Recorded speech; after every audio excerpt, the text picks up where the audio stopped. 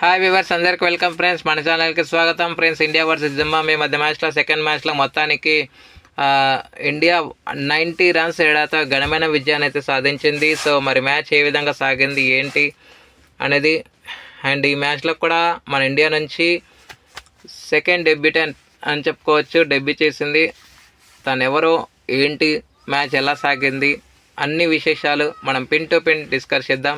ఏమాత్రం లైక్ చేయకుండా. So let's move in to the topic. Hi hello we were, అందరికీ welcome friends. మన ఛానల్కి స్వాగతం. మా ఛానల్లో మీకు కనుక వీడియోస్ నచ్చితే లైక్ చేయండి, షేర్ చేయండి, కామెంట్ చేయండి మరియు సబ్స్క్రైబ్ చేయండి.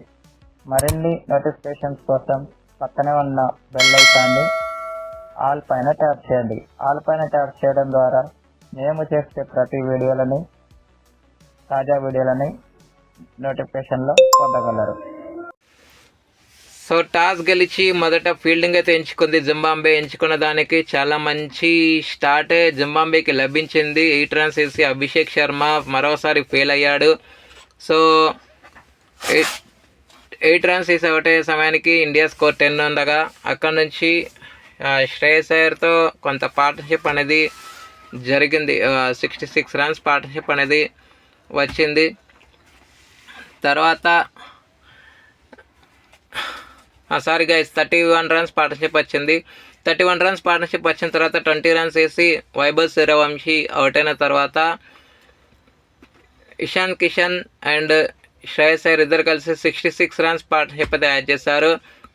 బట్ ఇండియా మొమెంటం చాలా మంచిగా వచ్చింది అనుకుంటున్న టైంలో 25 రన్స్ వేసి శ్రేయస్ అయ్యర్ తను వికెట్ పరేసుకోవడం అయితే జరిగింది.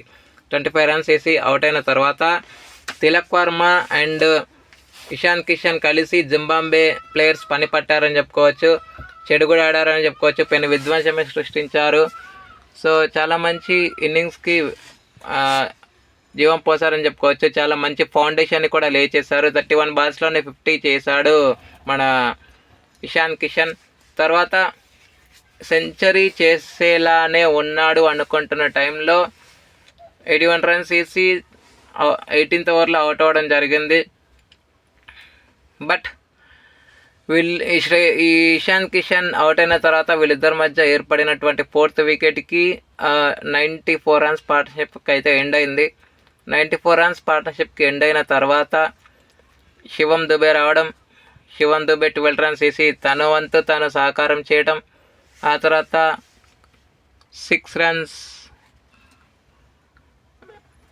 తిలక్ వర్మ 60 రన్స్ వేసి అలానే ఉండిపోవడం అయితే జరిగింది. సో మొత్తానికి 5 వికెట్స్ కోల్పోయి 219 రన్స్ అయితే స్కోర్ చేసింది టీమిండియా. వికెట్స్ కనుక చూస్తే ముజరాబానీ, ఎంగరవ, ఎవాన్స్ ప్రతి ఒక్కరికి ఒక్కొక్క వికెట్ అయితే రావడం జరిగింది, ఎక్సెప్ట్ బెనెట్. ఓకే, అనంతరం లక్ష్య ఛేదనను ఆరంభించిన జింబాబ్వేకి ఫస్ట్లో స్టార్టింగ్లోనే వికెట్ అయితే పడింది. అయితే సెకండ్ వికెట్కి పార్ట్నర్షిప్ అనేది దొరికింది. 32 రన్స్ వేసి బెనిత్ అవుట్ అయిన తర్వాత బెనిత్ ఉన్నంత వరకు చాలా వరకు జింబాబ్వే డ్రైవర్ సీట్లోనే ఉంది.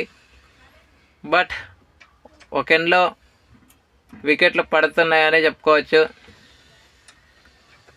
మధ్వీరా 25 రన్స్ అయితే స్కోర్ చేయడం జరిగింది. అండ్ బెన్ కరన్ కూడా నిరాశపరచడం జరిగింది. సో మొత్తానికి 65కే 5 వికెట్స్ అయితే కోల్పోయి చాలా చిక్కుల్లో అయితే ఉండగలిగిందని చెప్పుకోవచ్చు. మిగతా వికెట్స్ తీయడానికి ఎంతో సమయం అయితే పట్టలేదు. ప్రిన్స్ యాదవ్కి కొంచెం కాళ్ళు పట్టేయడం వల్ల పార్ట్ టైం బౌలర్స్ వచ్చి బౌలింగ్ చేయడం, వాళ్ళ దాటికి వికెట్లు కూడా రాబట్టడం జరిగింది. Especially Abhishek Sharma with the bat fail అయినప్పటికీ విత్ ద బాల్ మాత్రం 3 వికెట్స్ అయితే తీసుకోవడం జరిగింది అభిషేక్ శర్మ. ఆ తర్వాత శివన్ దుబే, తిలక్ వర్మ తలా ఒక్కొక్క వికెట్ తీసుకోగా యష్ ఠాకూర్ డెబ్యూటెంట్ ఈరోజు మ్యాచ్లో. సో తను 2 వికెట్లు అయితే తీసుకోవడం జరిగింది. అండ్ మయాంక్ యాదవ్కి 2 వికెట్లు అయితే రావటం విశేషం. ఇక player of the match award అయితే ఇషాన్ కిషన్కి వరించడం విశేషం. Thank you friends. ఇలాంటి అప్డేట్స్ కోసం ఛానల్ని సబ్స్క్రైబ్, షేర్, లైక్, కమెంట్ చేయండి. మరొక అప్డేట్తో మీ ముందు ఉంటాను ఫ్రెండ్స్. అంతవరకు సెలవు, నమస్కారం.